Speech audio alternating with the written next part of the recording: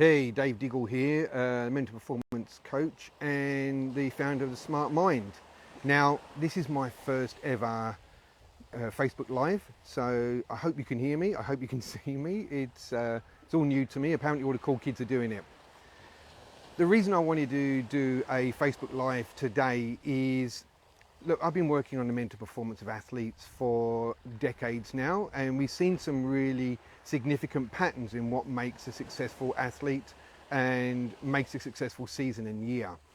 Historically, what happens is an athlete will struggle throughout the year. They'll have some good performances, some poor performances, and as they get closer to the end of their season or the Christmas period, what they'll tend to do is just hang out and think that a break over Christmas is going to fix everything for them. What we tend to see is come January time and the season or the pre-season is about to kick off, they become really anxious again, and all the issues they had in previous seasons and the year before didn't go away over Christmas. So we tend to see athletes becoming highly anxious this time of year about the upcoming competition season or their preparation. We see coaches who get highly frustrated because the athletes have struggled last year and they're just bringing it into this year and they're starting the year with some challenges. And often we see parents of competitive athletes seeing their sons and their daughters really struggling. So what I wanted to do is to, one, recognize this is a pattern, and two, in this year, so we just hit February 2023, we've seen a massive increase in athlete anxiety that's been really prevalent in the first part of this year. In 2022, 2021, 2020, obviously COVID had a massive impact on the confidence of athletes and even the confidence of coaches.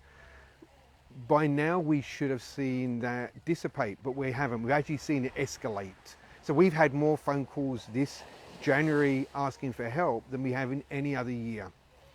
So part of that is the process that we go through, and part of that is athletes just not dealing with past struggles. So what I wanted to do, I wanted to jump on a Facebook Live. As I say, it's my first one ever, so hopefully it's coming through. And over the next 10 days, I'm going to jump on and spend about 5 minutes each day, around about 9:30 a.m. Sydney time, Sydney, Australia. And I just want to go through some of the most common challenges that athletes are having, why they have them, what's going on inside their brain, so the psychology of that, and a couple of little strategies that you can identify in yourself and maybe address. So what we're going to talk about today, our first day, is poor performance. By far, this is the most common challenge that we get contacted about. An athlete is preparing really well, they've done all their training, they're ready to compete, come to competition, game day, trial, they just don't perform the way they know they should. This is often an athlete will adopt that as being a failure and a flaw in who they are. And their thoughts are they're not good enough.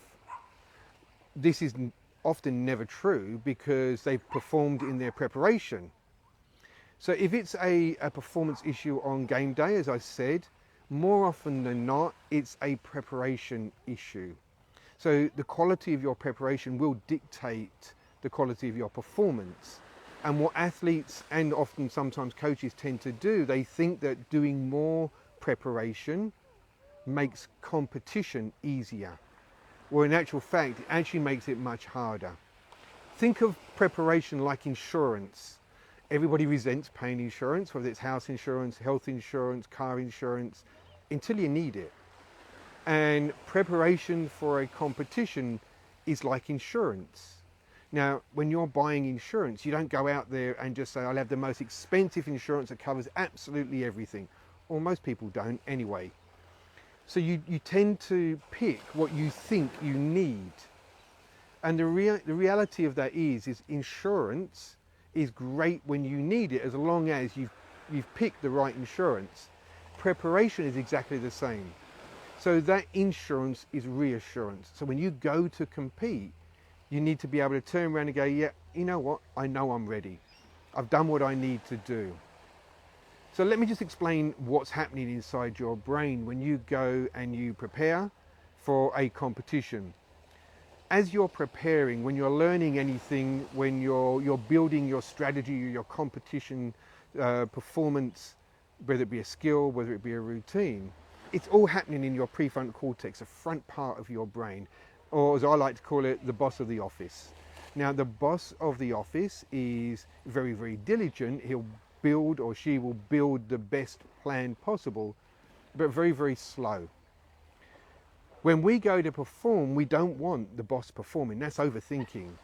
We don't want it to be slow. We want it to be natural. We want it to be something that when we go out, we just press go. And so in order for us to do that, it needs to happen in our subconscious.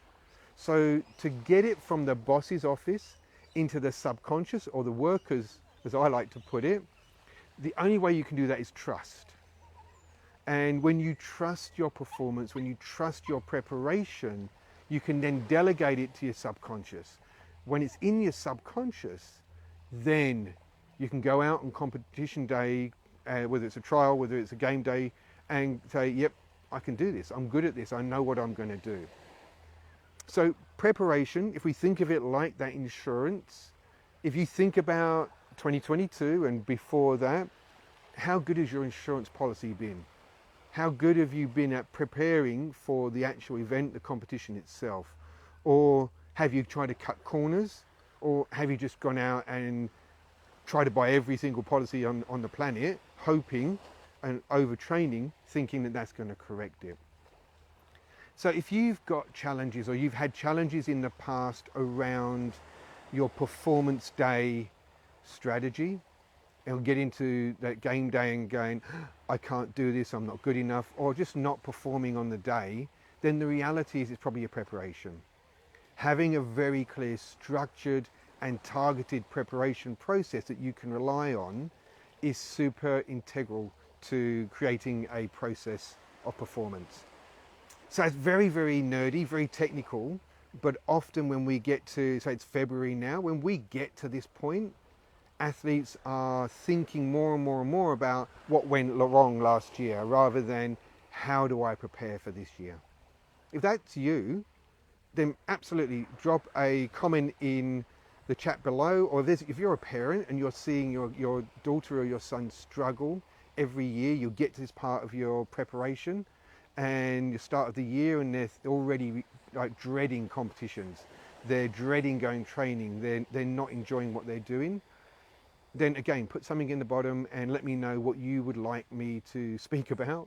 As I said, over the next 10 days, I'm going to talk about the 10 most common challenges that athletes, coaches, and often parents are seeing in their young athletes. So, look, I hope this has been beneficial for you. I hope you've recognized maybe why you're struggling in the start of the year, and that you know there is actually a strategy, a preparation strategy behind this. Learning how to create those metrics will give you a way better competition season. Send me some messages. I'll be back here again tomorrow. If it's a nice sunny day, I'll be standing out here. If not, I'll probably be indoors somewhere. Yeah, I say, I hope you got something from this. Look forward to chatting to you tomorrow. My name's Diggle. Speak to you then.